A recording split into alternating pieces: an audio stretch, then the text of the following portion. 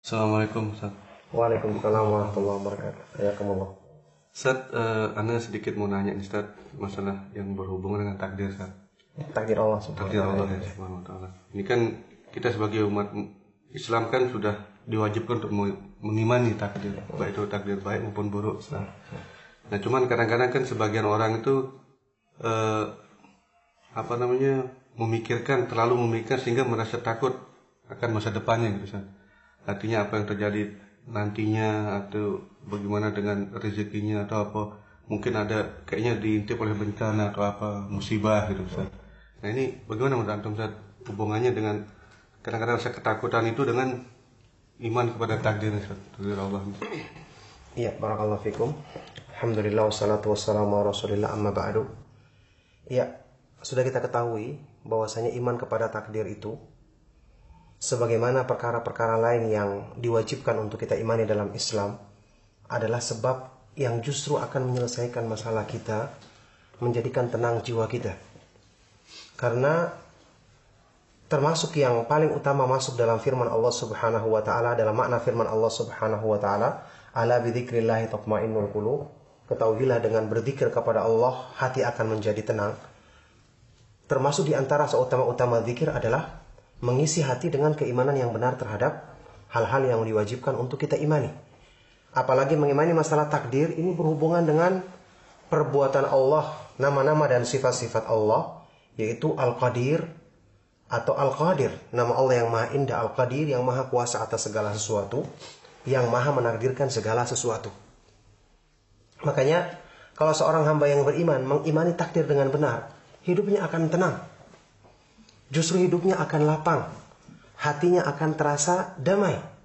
Itu yang diisyaratkan oleh Allah Subhanahu wa taala dalam firman-Nya dalam Al-Qur'an, "Ma asaba min musibatin illa biidznillah, wa may yu'min billahi yahdi qalbah."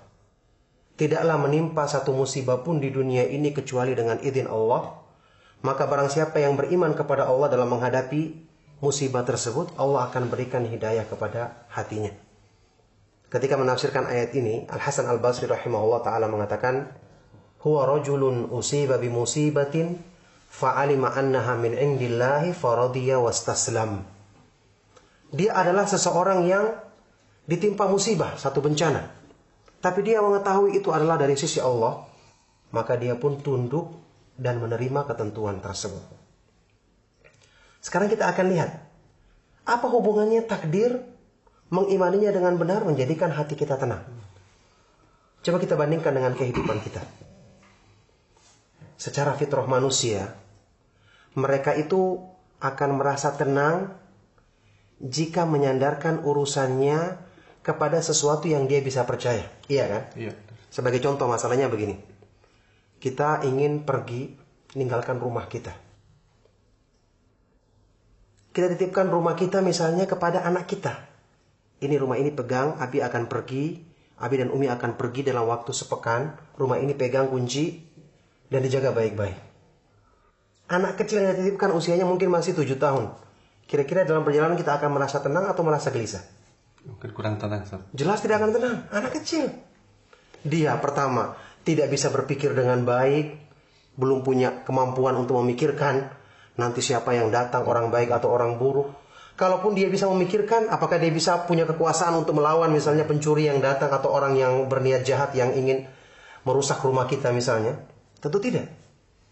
Jadi, sekarang perbandingannya, misalnya kita menitipkan rumah kita dengan saudara kita yang dia itu orangnya perhatian, kemudian pandai dalam menjaga dan mengurus rumah kita, dan dia sendiri punya kekuatan untuk bisa menghadapi tamu-tamu yang datang atau orang-orang buruk yang punya niat buruk. Kira-kira kita akan lebih tenang kan? Iya, lebih tenang. Iya. Padahal kita tahu dia manusia, terbatas sifat-sifatnya. Sepandai apapun dia menjaga terbatas. Nah bagaimana kalau kita menyerahkan kepada yang maha sempurna sifat-sifatnya? Ilmunya sempurna, kebaikannya sempurna, rahmatnya sempurna, kemahakuasaannya sempurna, penjagaannya sempurna. Jadi sebenarnya masalah takdir itu akan berhubungan erat dengan pemahaman kita tentang kesempurnaan nama-nama dan sifat-sifat Allah Subhanahu wa ta'ala. Oleh karena itu, Kalau kita mengimani masalah takdir dengan benar, kita akan mengimani apa yang dikatakan oleh para ulama, Masya Allahu kana wa ma lam yasha' lam yakun. Apa yang Allah kehendaki akan terjadi, apa yang Allah tidak kehendaki tidak akan terjadi. Artinya, semua yang Allah kehendaki, suka atau tidak suka, kita harus terima. Ini pertama. Mau tidak mau, senang tidak senang, kita akan mesti terima. Jadi kita pikir tidak berpikir, ya terjadi. Karena semua yang ada dalam semesta ini adalah milik Allah. Dia yang menentukan segala sesuatunya. Makanya, orang yang tidak menerima ketentuan Allah, dengan tidak menerimanya dia mau tidak mau juga harus menerima. Yang ini menjadikan dia dua kali menderita. Sudah dia menderita karena harus memikirkan. Yang kedua menderita karena semua ketentuan Allah mesti berlaku. Dia terima atau tidak terima. Sedangkan orang yang beriman, dia hatinya akan lapang. Dia mendapatkan pahala karena dia selalu siap menerima ketentuan Allah Subhanahu wa taala, dan dia selalu bersangka baik kepada Allah Subhanahu wa taala karena dia meyakini sempurnanya nama-nama dan sifat-sifat Allah Subhanahu wa taala. Makanya ketika Allah Subhanahu wa taala berfirman dalam Al-Qur'an menggambarkan tentang indahnya iman kepada takdir, Allah Subhanahu wa taala berfirman, "Wa asa an takrahu syai'an wa huwa khairul lakum, wa asa an tuhibbu syai'an wa huwa syarrul lakum, wallahu ya'lamu wa antum la ta'lamun." Boleh jadi kalian membenci sesuatu padahal itu justru baik bagimu, dan bisa jadi kalian menyukai sesuatu padahal itu justru buruk bagimu. Allah Maha mengetahui dan kalian tidak mengetahui. Coba lihat, ketika kita takut menghadapi masa depan kita, seharusnya kita berpikir, apa yang bisa menjadikan saya bersikap baik menghadapi masa depan kita? Kita berpikir, sekarang masa depan tidak bisa kita rubah. Mesti akan terjadi sesuai dengan kehendak Allah. Maka berarti untuk mengurangi atau menghilangkan, ya paling tidak mengurangi stres saya menghadapi masa depan, saya berpikir dengan pemikiran positif yang kalau ini bisa kita terapkan pada diri manusia, seperti masalah penjagaan tadi. Kita berharap karena yang menjaga saudara kita yang bisa kita percaya, kita berharap rumah kita pulang dalam keadaan baik. Nah, kenapa pikiran positif ini tidak kita tempatkan pada Zat yang maha sempurna nama-nama dan sifat-sifatnya? Kalau kita berpikir positif seperti ini, Allah Subhanahu wa ta'ala maha sempurna kekuasaannya, maha sempurna kekuatannya, maha sempurna penjagaannya.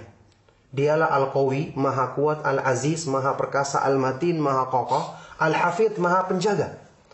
Ditambah dengan dia maha sempurna kebaikannya, Ar-Rahman, Ar-Rahim, Al-Muhsin, maha sempurna rahmatnya, kebaikannya.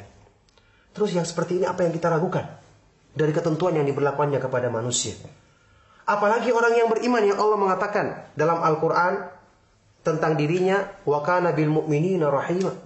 Allah Subhanahu wa ta'ala maha penyayang terhadap hamba-hambanya yang beriman. Dalam ayat lain Allah Subhanahu wa ta'ala berfirman, kataba rabbukum ala nafsihi rahmah. Allah menetapkan bagi dirinya sifat rahmat, kasih sayang. Kalau kita bersangka buruk, maka pertama itu akan membuat pikiran kita semakin sempit, kegalauan tidak akan hilang. Ditambah hal tersebut tidak akan merubah keadaan yang akan terjadi. Tapi kalau kita bersangka baik, Allah Subhanahu wa ta'ala memperlakukan hambanya sesuai dengan persangkaannya kepada Allah. Dalam hadis riwayat Imam Muslim, hadis Bukhari dan Muslim, hadis kursi, Allah Subhanahu wa ta'ala berfirman, Ana inda dhanni abdi bi. Aku ini sesuai dengan persangkaan hambaku kepadaku. Kemudian kita tambah lagi dengan keyakinan. Apa yang disebutkan dalam ayat tadi. Boleh jadi kamu membenci sesuatu padahal buruk bagimu. Kita kan yang kita harapkan kebaikan di masa depan kita. Kenapa orang kita stres? Karena dia pikir nanti saya ditimpa musibah, nanti begini, nanti begini, nanti begini. Dia tidak mengetahui kan apa yang dibalik musibah. Coba kita bertanya pada diri kita. Di lingkungan kita saat ini, banyak orang-orang yang tadinya kita merasa dia mendapatkan musibah, tiba-tiba kemudian dia menjadi orang sukses. Mungkin kita pernah dengar ada tetangga kita dipecat dari pekerjaannya. Dipecat dari pekerjaannya. Padahal dia punya anak dan seterusnya, kita pikir kasihan sekali dia menderita. Dan dia pun di awal-awalnya menghadapi dengan stres hidupnya. Ternyata dengan sebab itu dia usaha. Dia bisa mencari sebab-sebab untuk mencari penghasilan yang halal. Justru dengan itu dia sukses. dan bisa bertambah penghasilannya, lebih baik, meningkat taraf hidupnya, yang tadinya kalau mungkin dia terus bekerja di tempat tersebut, dia tidak akan memikirkan usaha tadi. Coba lihat hikmah di balik semua ini. Makanya Allah berfirman tadi, bisa jadi kamu membenci sesuatu padahal itu justru buruk bagimu. Dan bisa jadi kalian suka sesuatu padahal kalian membenci sesuatu padahal justru baik bagimu, kalian menyukai sesuatu padahal itu justru buruk bagimu. Allah mengakhiri dengan apa? Wallahu ya'lamu wa antum la ta'lamun. Allah mengetahui padahal kamu tidak mengetahuinya. Ini berlaku dalam semua urusan. Keadaan yang kita anggap kita tidak sukai, padahal bisa menjadi sebab terbukanya kebaikan bagi diri kita dalam hal-hal tersebut. Sampai dalam hal-hal yang berhubungan dengan keimanan. Ada orang-orang tertentu yang dia mendapati dirinya misalnya ditempatkan untuk bekerja di tempat yang dia tidak sukai, padahal dia inginnya di kampung halamannya. Sering kita dengarkan, ternyata ketika dia berpindah di tempat tersebut, di situ dia mendapatkan hidayah, dia lebih semangat belajar agama, mengenal sunnah, kemudian memperbaiki dirinya, yang mungkin kalau dia menetap di kampung halamannya, dia tidak akan dapatkan sebab-sebab untuk meraih hidayah tersebut. Allah memiliki banyak hikmah dan kebaikan. Makanya Allah Maha mengetahui, kamu tidak mengetahui. Jadi, dengan kita mengimani masalah takdir, kita akan lapang. Semua yang kita hadapi akan optimis karena yang menanggungnya adalah Zat yang maha sempurna kebaikannya. Sempurna ilmunya, dia lebih mengetahui kebaikan dan kemaslahatan bagi hambanya, lebih apa yang ditahui oleh hamba tersebut terhadap dirinya sendiri. Makanya benarlah keimanan kepada takdir itu merupakan sebab yang akan menjadi sumber kebaikan bagi kita semua. Makanya Ibnu Qayyim rahimahullah ta'ala pernah mengatakan, asasu kulli khairin an ta'lama anna ma sya'allahu kana wa ma lam yasha' lam yakun. Landasan utama segala kebaikan dengan kamu meyakini apa yang Allah kehendaki akan terjadi dan apa yang tidak dikehendakinya maka tidak akan terjadi. Maka dengan ini kita akan merasa yakin dan selalu memasrahkan segenap urusan kita kepada Allah Subhanahu wa taala. Tentu dengan menempuh sebab-sebab yang disyariatkannya, dan ingat sebab yang terbesar di antara semua sebab yang atau kita istilahkan dalam bahasa kita ikhtiar, yang paling tinggi di antara semua ikhtiar adalah menyandarkan hati dan selalu memohon kepada Allah Subhanahu wa taala, karena di tangannya lah segala kekuasaan atas semua urusan manusia. Ini lebih tinggi kedudukannya dibandingkan dengan sebab yang kita lakukan dengan tangan kita, dengan anggota badan kita. Bersandar kepada Allah justru merupakan seutama-utama sebab, seutama-utama ikhtiar yang hendaknya dilakukan manusia dengan cara tadi memperbaiki keyakinannya dalam menghadapi segala ketentuan Allah Subhanahu wa taala, baik yang dianggapnya baik ataupun yang dianggapnya buruk, tidak sesuai dengan keinginannya. Demikian. Jadi intinya Ustaz, ketakutan kita ini tidak merubah apa yang akan terjadi. Tidak akan merubah keadaan yang terjadi. Justru dengan kita optimis, justru ini sangka baik kepada Allah yang akan menjadikan Allah memberikan kebaikan kepada kita. Ustaz, mungkin secara singkatnya Ustaz, bagaimana kiat-kiat kita supaya kita tenang menghadapi masa depan, artinya menggantungkan masa depan kita, praktisnya itu ya. Praktisnya itu, Ustaz. Iya. Kiat-kiatnya adalah tadi, setelah kita mengimani takdir Allah Subhanahu wa taala dengan benar, mengimani nama-namanya yang maha indah, sifat-sifatnya yang maha sempurna, ilmunya sempurna, berarti kita tahu Allah Subhanahu wa taala lebih tahu yang terbaik untuk masa depan kita. Kita mengimani rahmat Allah, kebaikan-kebaikannya, kita tahu Zat yang demikian sempurna kasih sayangnya, masa akan memberlakukan keburukan untuk kita. Kemudian kita meyakini pilihan Allah yang terbaik. Masa kita mengatakan, saya lebih bagus pilihan saya dibandingkan Allah yang sempurna ilmunya? Tidak mungkin. Setelah itu, kita berdoa kepada Allah Subhanahu wa taala, ya Allah, limpahkan kebaikan kepadaku, jadikan aku ridho dengan segala ketentuan yang Engkau berlakukan. Ya Allah, Engkau maha kuasa atas segala sesuatu, mudahkanlah segala urusan-urusanku untuk nanti menjadikan kebaikan untuk urusan duniaku, apalagi urusan agamaku. Maka dengan itu kita akan optimis, insya Allah, seperti hadis tadi, kita akan mendapatkan kebaikan sesuai dengan pengharapan dan persangkaan baik kita kepada Allah Subhanahu wa taala. Barakallahu fikum. Jazakallahu khairan. Hayakumullah. Assalamualaikum. Waalaikumsalam.